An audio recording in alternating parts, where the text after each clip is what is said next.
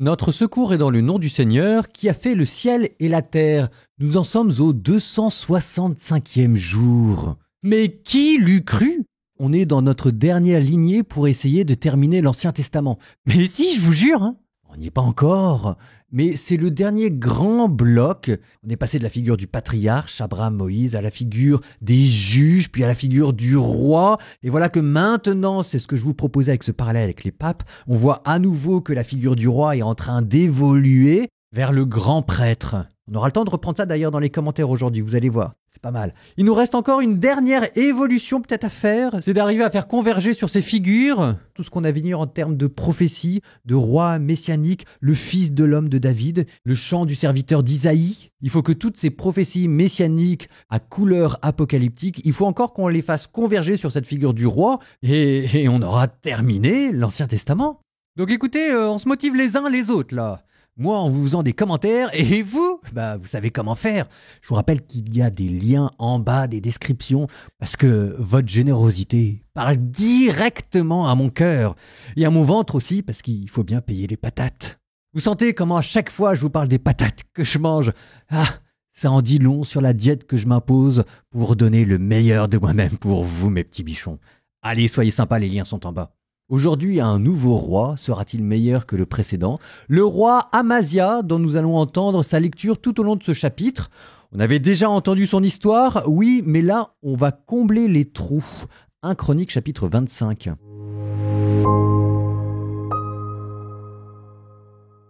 Amasias avait 25 ans lorsqu'il devint roi et il régna 29 ans à Jérusalem. Sa mère s'appelait Yohadan. Elle était de Jérusalem. Il fit ce qui est droit aux yeux du Seigneur, mais non pas d'un cœur sans partage. Lorsque sa royauté fut affermie, il tua ceux de ses serviteurs qui avaient frappé le roi son père. Mais leurs fils, il ne les mit pas à mort, selon ce qui est écrit dans la loi, le livre de Moïse, où le Seigneur a donné cet ordre. Les pères ne mourront pas à la place des fils, les fils ne mourront pas à la place des pères, mais chacun mourra pour son propre péché. Amasias réunit les gens de Juda et les organisa en famille, avec officiers de milliers et officiers de centaines pour tout Juda et Benjamin. Il recensa ceux qui avaient 20 ans et plus. Il trouva 300 000 hommes d'élite, aptes à rejoindre l'armée, maniant la lance et le bouclier. De plus, il recruta en Israël, pour 100 talents d'argent, 120 000 guerriers. Mais un homme de Dieu vint le trouver pour lui dire « Ô roi, il ne faut pas qu'une armée d'Israël se joigne à toi, car le Seigneur n'est pas avec Israël, avec tous ses fils d'Éphraïm. Si elle vient, tu auras beau combattre avec courage, Dieu te fera trébucher devant l'ennemi, car Dieu a le pouvoir de secourir et de faire trébucher. » Amasias dit à l'homme de Dieu « Que faire alors des 100 talents que j'ai donnés à la troupe d'Israël ?»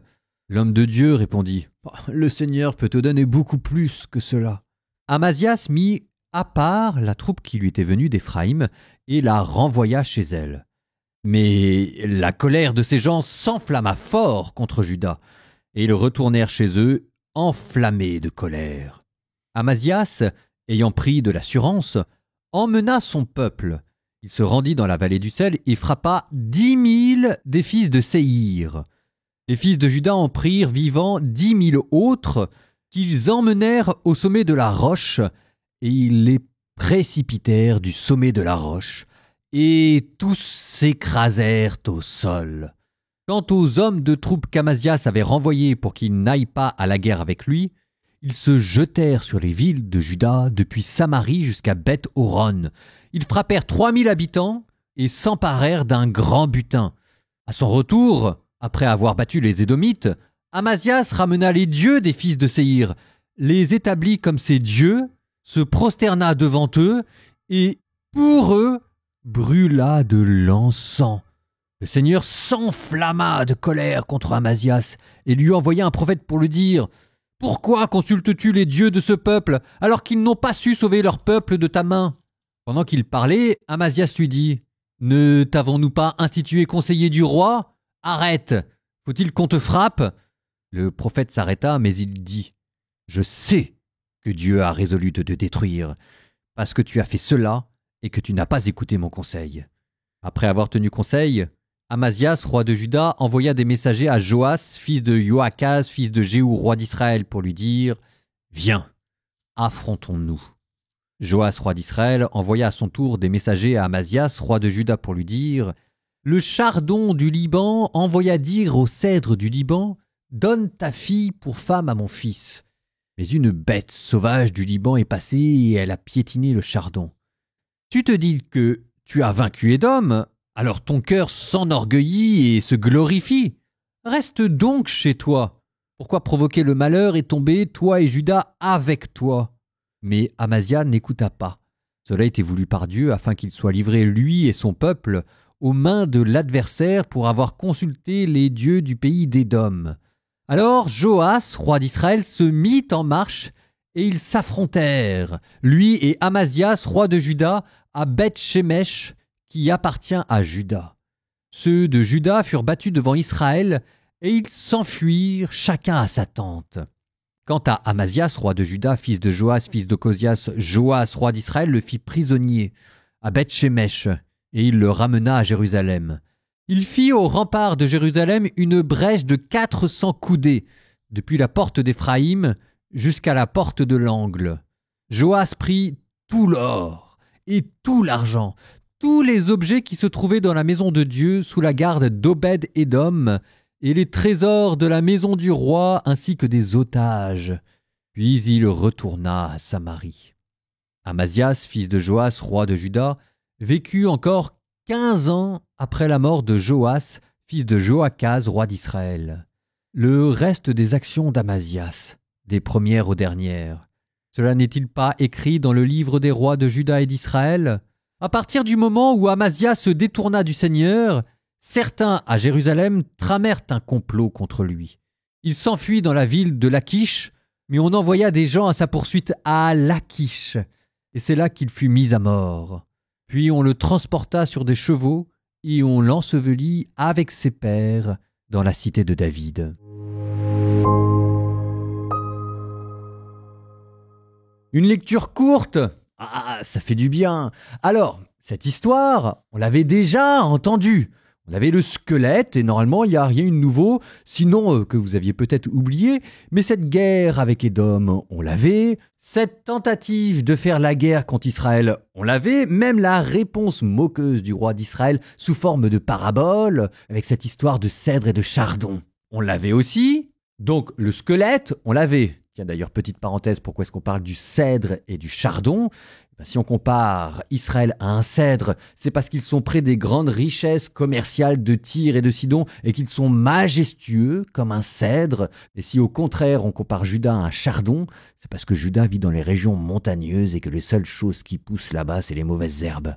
Ce qu'il y a de nouveau, c'est qu'on donne plus de chair à l'histoire d'Amazia. On vous parle de cette histoire de mercenaire qui finit par se retourner contre lui, ce qui permet d'expliquer une question laissée en suspens. Dans le livre des rois, on ne comprenait pas très bien pourquoi est-ce que Amazia était parti en guerre contre Israël.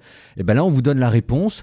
C'était pour récupérer les villes dont les mercenaires israélites s'étaient emparés afin de se venger de n'avoir pas été employés pour la guerre. Ça veut dire double peine, parce que non seulement il a perdu de l'argent à employer des mercenaires israélites, mais en plus il n'a pas réussi à les récupérer et même Jérusalem s'est fait occuper. Et même je pourrais dire triple peine, parce qu'à la fin on vous explique qu'à cause de cela, il va finir tué, assassiné. Ce qui est intéressant, c'est de voir la racine du péché qu'il y a derrière. La racine du péché, c'est que Amazia a voulu partir à la guerre avec une armée professionnelle. Alors vous allez me dire, c'est bizarre de vouloir partir à la guerre avec une armée professionnelle. Et c'est vrai que normalement, les mercenaires, c'était les meilleurs soldats de l'époque. Tous les empires ont utilisé des mercenaires. D'après la Bible, l'armée avec laquelle vous devez partir à la guerre, si vous devez partir à la guerre, c'est pas avec des soldats professionnels. C'est un peu curieux de le dire comme ça, mais n'empêche que c'est vrai. C'est avec des fidèles que vous devez partir à la guerre. La vraie force d'une armée, on n'arrête pas de le dire, c'est Dieu. Donc normalement, vous partez à la guerre avec des Lévites, en chantant, en priant, en jeûnant avant. Et que les Israélites mercenaires, ils ressemblent à des Judéens, mais en fait, ils n'ont plus la même foi que leurs anciens coreligionnaires. Alors on pourrait se dire, oui d'accord, mais dire que quand on part à la guerre, il faut que ce soit une guerre sainte, une guerre de fidèles, on dit, on part vers quoi ? C'est encore pire cette affaire. Il faut bien comprendre ce que la Bible veut dire derrière. Dieu qui remporte la guerre pour vous sans même que vous ayez à livrer la bataille, c'est quand même une manière assez paradoxale d'inscrire la non-violence là où on s'y attend le moins, au cœur même de la guerre. Mais ça, ce n'est possible que si les fidèles partagent la même foi. C'est la prière qui doit porter une armée. On a vu comment est-ce que le but d'Israël, c'était pas d'établir un empire militaire sur terre, mais c'était d'établir un empire liturgique. Et c'est pour ça qu'on a passé autant de temps sur le temple et Jérusalem dans les premiers chapitres. C'était pour construire la capitale de cet empire liturgique. Et le boulot principal des rois de Juda, c'est de protéger cet empire liturgique, de protéger le temple. Sauf que ça n'a pas de sens de le faire avec des soldats professionnels. Ça a du sens de le faire avec des fidèles, avec des prêtres, avec une armée qui ressemble à une procession liturgique, oui, mais pas avec des mercenaires. Si jamais vous mettez les choses comme ça, vous voyez qu'en fait, cette notion de guerre sainte, il commence à y avoir quelque chose de beau derrière. Bon, pour l'instant, c'est très flou, mais il y a une perle précieuse que vous commencez à deviner derrière. On l'a vu, la figure de David qu'on nous a présentée. On l'a vu, la figure de Salomon qu'on nous a présentée dans le livre des Chroniques. C'était des rois dont la principale tâche était de défendre le temple et d'organiser le culte. Sauf que ce qui s'est passé, c'est que ça, nous, c'était il y a 8-10 chapitres, et comme on a des mémoires de poissons, on l'a oublié. Donc quand on voit des rois qui partent faire la guerre, on trouve ça normal, et on se dit, il y a des bons rois, il y a des mauvais rois, il y a des rois qui sont un peu plus pieux, il y a des rois qui sont un peu moins pieux. Ça veut simplement dire qu'on a oublié l'idéal du livre des Chroniques. David, on l'a vu quand même qui organisait la musique sacrée. On a vu David qui portait l'éphod, le pagne de lin, lors du transfert de l'arche à Jérusalem. On a vu David, comment il répartissait les Lévites par classe, comment il composait les psaumes et les prières. Mais il faut le redire, le but du livre des Chroniques, c'est de vous dire que les rois d'Israël ne gouvernent pas à la manière des rois païens. Normalement, une fois qu'on avait fondé la capitale Jérusalem avec David, il n'y avait plus besoin de guerre. Et c'était par sa sagesse et la beauté du culte que Salomon rayonnait. C'est de ça dont les rois d'Israël étaient censés avoir hérité. C'est pour ça que faire appel à des mercenaires dans une armée, ça n'a aucun sens. Et là, il reste quoi de cet idéal ? Il n'en reste plus rien. On est redevenu une nation comme les autres, même si vous avez des rois qui, formellement, sont yavistes. Encore que celui-là, c'est assez curieux parce qu'il va combattre Édom, et après avoir vaincu Édom, il se convertit au dieu édomite, qu'on appelle le dieu Kosh. Vous notez simplement qu'il y avait peut-être une parenté au sens de l'archéologie des religions entre Kosh et Yahvé, parce qu'on disait de Yahvé que c'était un dieu des montagnes qui venait du sud. Bon, mais ça c'est un autre sujet. Et c'est pour ça que mes parallèles avec les papes, ça vous montre bien le déplacement qu'on est censé vraiment faire. Et que nous, on résiste parce que c'est juste une clé d'interprétation que le frère Paladrien a trouvée. Non, c'est pas un truc pour rendre la lecture moins pénible. C'est vraiment la bonne clé d'interprétation. Le problème des rois de Juda, c'est quand ils ne veulent pas gouverner à la manière des papes, de la même manière que le problème des papes, c'est quand ils veulent gouverner à la manière des rois.